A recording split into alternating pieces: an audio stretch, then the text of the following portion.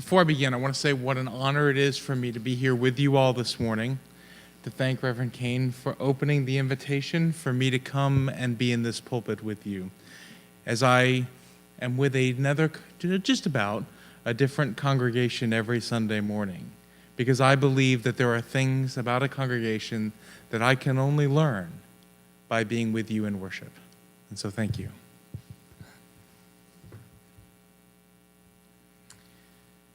In October of 1996, I was serving as a NATO peacekeeper in the area of the former Yugoslavia, known as Bosnia and Herzegovina. A young, idealistic U.S. Army sergeant. I was serving as an intelligence analyst for the peacekeeping force that was created after the signing of the peace accords between the Bosnian Serbs, the Bosnian Croats, and the Bosnian Muslims. We lived and worked on the grounds of a former ski resort, a place where the Yugoslavian Communist Party leaders used to go on vacation.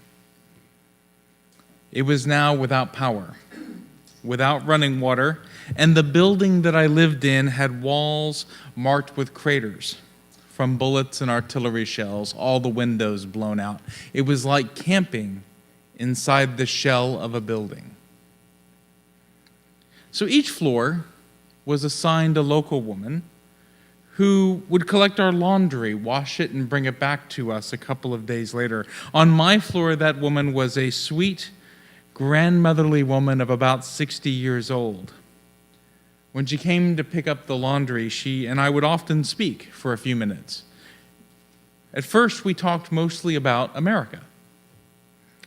She'd learned English years before when she worked for the Yugoslavian government. We spoke about life, we spoke about our families. She soon mentioned she had a wonderful 30-year-old daughter who would make a great wife for some American soldier. Most often, though, we would just share a cookie or two, a few words, and be on about our way. One day, while we were talking, another local woman passed by us in the hallway. This woman was young, perhaps in her mid-20s. As she passed by, this look of absolute, abject hatred crossed the face of my sweet grandmotherly friend. The kind of hatred I think it's hard to imagine unless you've seen it or felt it. I guess I looked surprised and shocked because my grandmotherly friend seemed to feel she needed to explain. "You see that girl?" she asked me. "Yes," I replied a little dubiously. My grandmotherly friend's eyes took on a light, a glint of bright fire, and she said, "She Chetnik," a very derogatory slang term for a Serb. "Me Muslim, she Chetnik. When you Americans leave, all the Chetnik."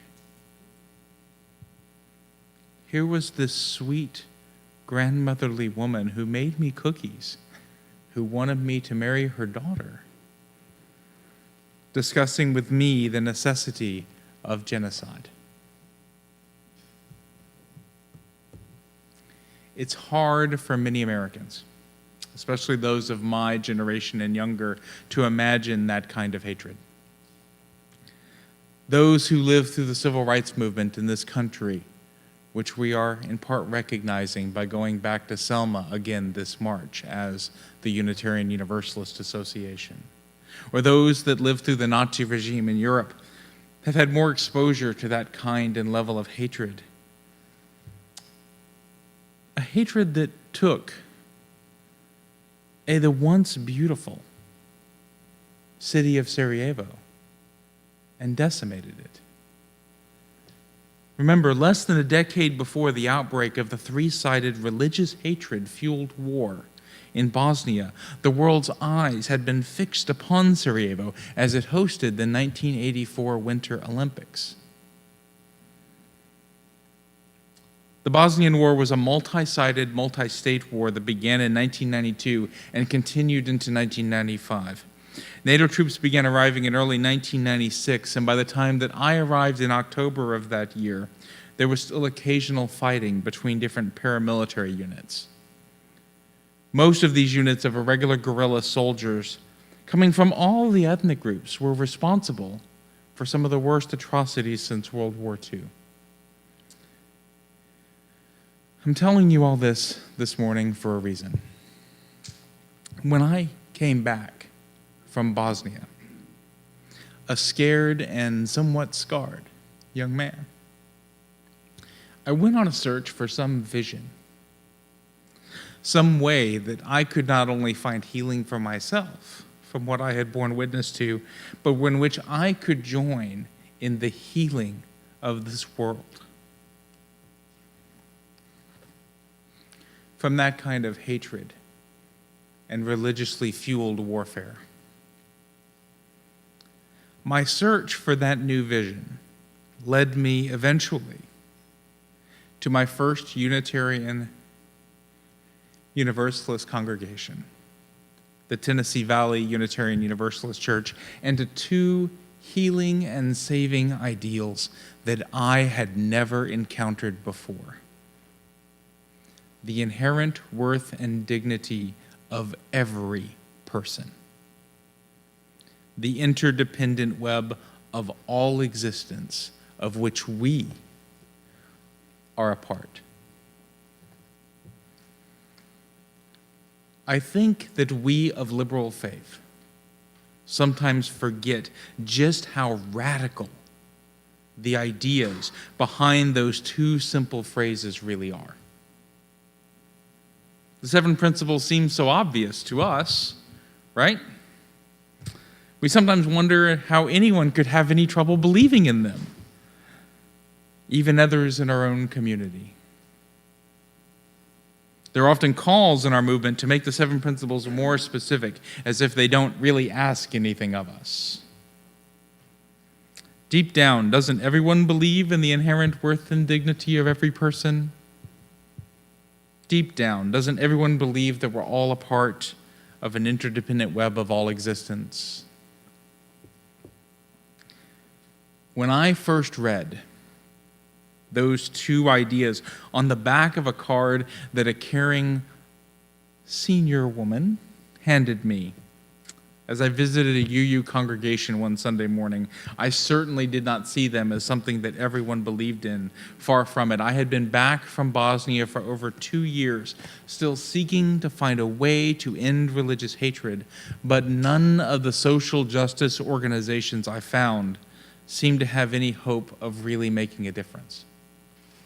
None of it helped. None of it gave me the opportunity to use this personal faith in a congregation and community dedicated to ending that kind of religious hatred, to promoting equality, and to seeking an understanding of ourselves and of the world we inhabit as interconnected and interdependent. That is, until I read those two simple, saving lines of grace at the beginning and end of the Unitarian Universalist 7 principles. The inherent worth and dignity of every person. The interdependent web of all existence of which we are a part. I believe that this is our good news. To use a phrase from my religious past, I believe that this is our gospel as Unitarian Universalists. And in some ways, this sermon, at least, is kind of my testimony.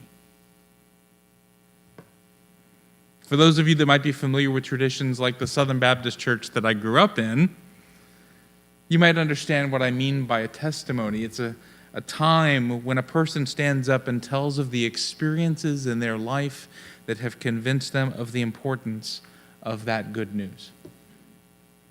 Convinced them of the importance of how that good news saved them. How it saved me.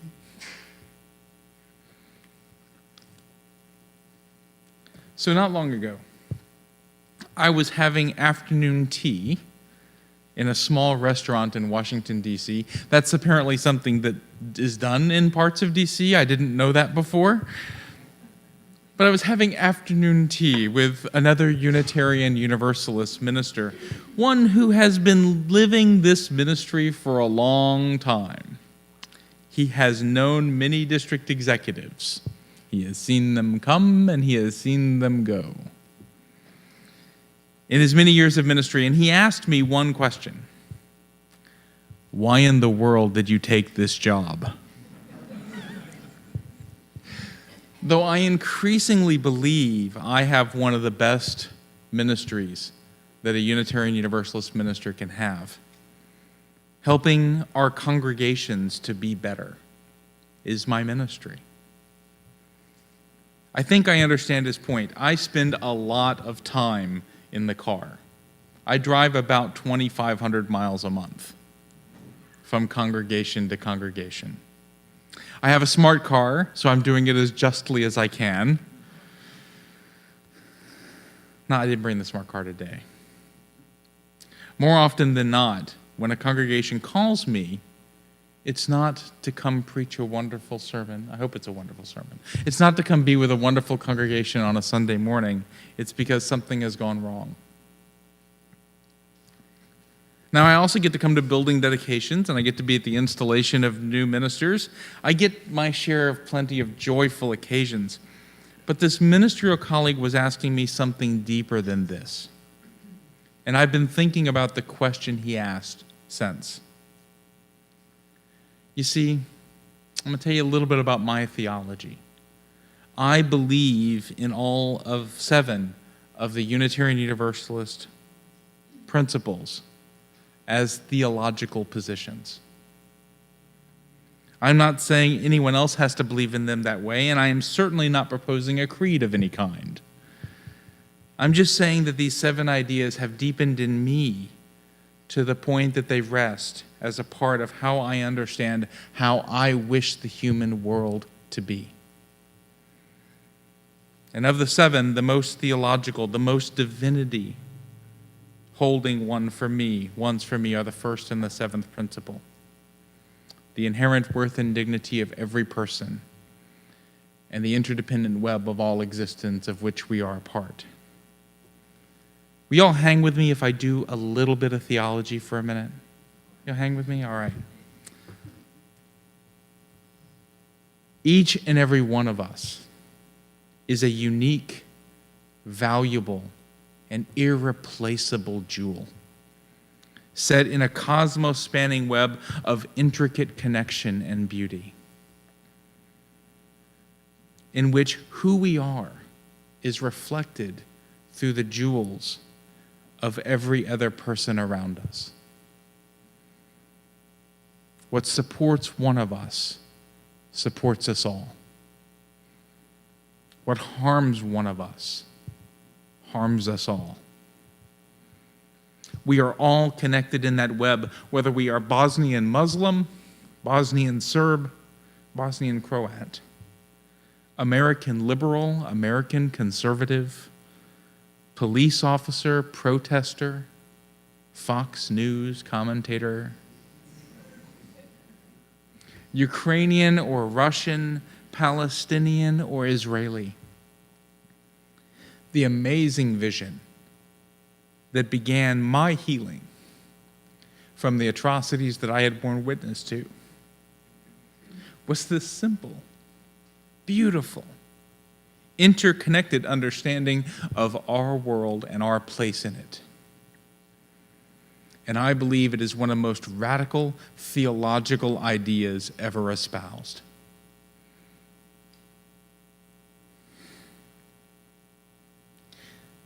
The first time I walked in the doors of one of our congregations and found that most radical of idea on the back of a little card. You know the cards I'm talking about, right?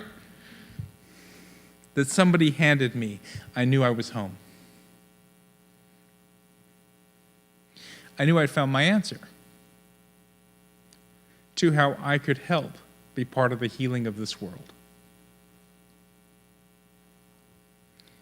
healing from the separation between people that leads to war, the dividing that names some people as other, as less than me and my kind.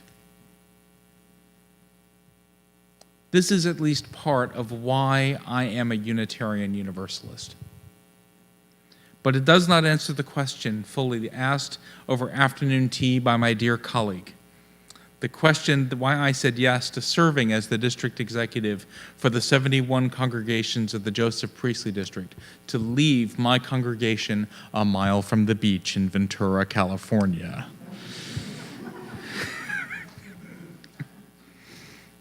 This is not in the text. My wife is from New Orleans. There's going to be a major snow, I think, in the next couple days in Wilmington, Delaware. I'm going to be paying for us moving. Anyway. Why I said yes to serving as a district staff person, serving our congregations. He said that it's probably true that every person that has ever served in district staff has said yes in part because they have some motivation to change, something that they believe will make our congregations and our movement better. And I'm no different. You see, I believe that the ideas of the inherent worth and dignity and the interdependent web of all existence are so radical that even we Unitarian Universalists have not fully grasped their meaning yet, their implications yet. I believe that they have theological and cosmological depths that we have barely begun to understand. And I believe that these two radical saving ideas have implications for our congregations that we've not yet really understood. So I've been a member of and a minister to all kinds of Unitarian Universalist churches. I was a member of a 700-member congregation with 2 full-time ministers.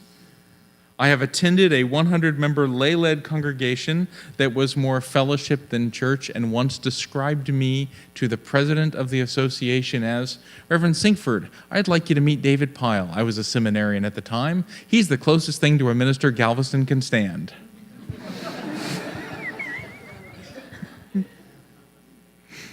I have served as a minister for a 400-member program church, a 130-member pastoral model fellowship, and a 240-member social justice-focused congregation. I have preached in over 45 of our congregations of all types across 11 states, and I've given workshops, actually 12 states as of this morning. And I have given workshops related to different aspects of congregational life in probably a dozen or more congregations a couple dozen or more congregations over the years. And one of the things I have realized through those years is that we have not really applied the first and the seventh principle of Unitarian Universalism to the lives of our congregations. This is not surprising, considering how radical and new in human history these ideas really are. Decades later, we are still grappling with the implications. Lives could be spent and are being spent focusing on the way in which our view of other human beings changes when we see them as not having to earn their worth. And we are just beginning to understand that everything in the world is connected and anything we do has ramifications and implications beyond the immediate moment. We are not only struggling with the implications of these ideas in the wider world, but also in our own lives. What does it mean for me to say that I have inherent worth and dignity? And believe it. What does that mean for me? What does it mean for me to know that whatever I do, I am connected to all that is and all that will be, no matter how alone I feel? And yet I think there is another implication of these two ideas that we often miss. And it is this implication, when I really think about it, that brought me to say yes to serving as your district executive.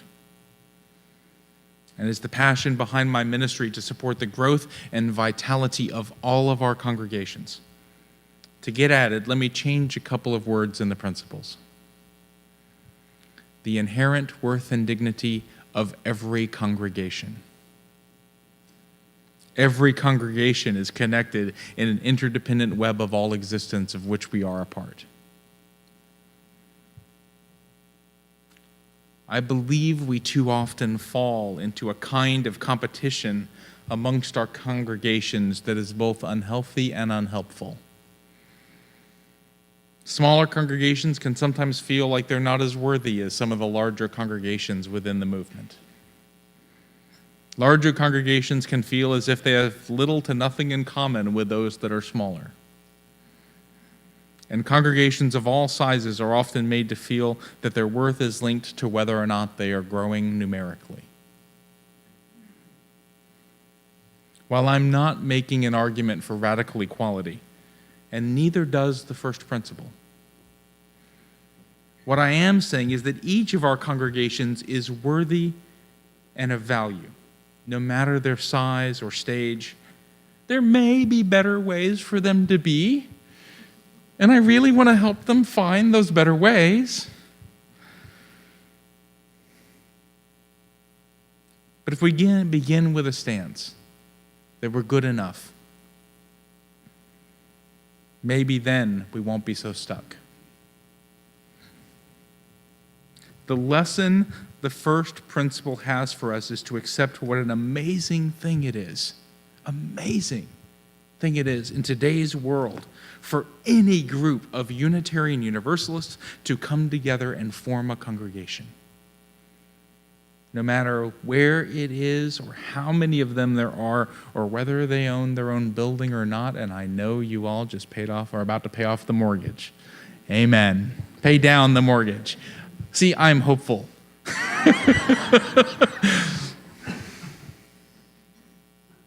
I believe that this lack of applying the first principle of Unitarian Universalism to our congregations, this lack of accepting our inherent worth as congregations, has prevented us from fully living also the seventh principle within and between our congregations. Another ministerial colleague, a former district executive himself, challenged me to find what my mission would be as a district executive, and this is it.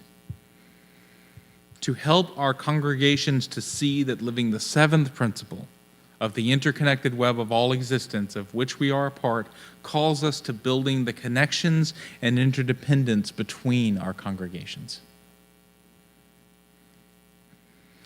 If we remain many different separated little pockets of Unitarian Universalists, and compared to the number of people around us, even the largest Unitarian Universalist congregations qualify as little pockets.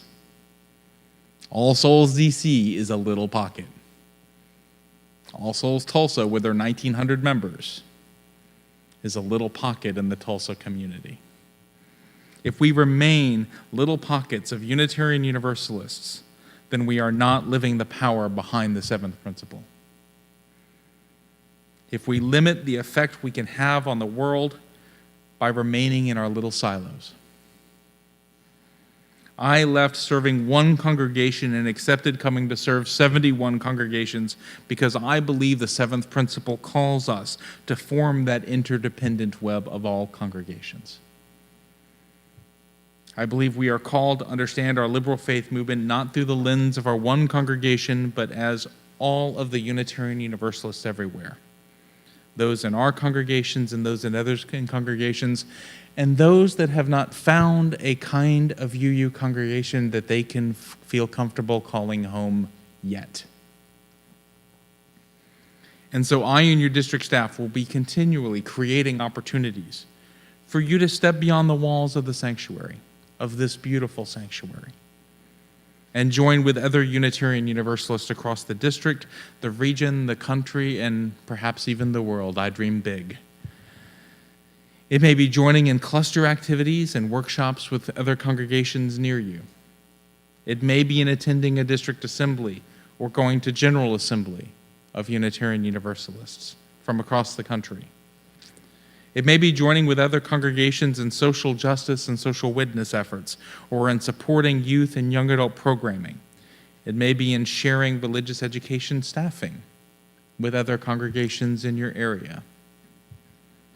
Who knows what form it might take? But I believe that if we remember that each of our congregations has inherent worth and dignity within that interdependent web, then we can move into those relationships with all of those other congregations. You have as much to share as you may have to gain from being with Unitarian Universalists from other congregations. For it is only together in our own interdependent web that we can share with the world the radical ideas that are at the beginning and the end of our principles, a world where everyone has and realizes their own inherent worth and dignity and sees how we are all interdependent upon one another. So may it be. Blessed be. And amen.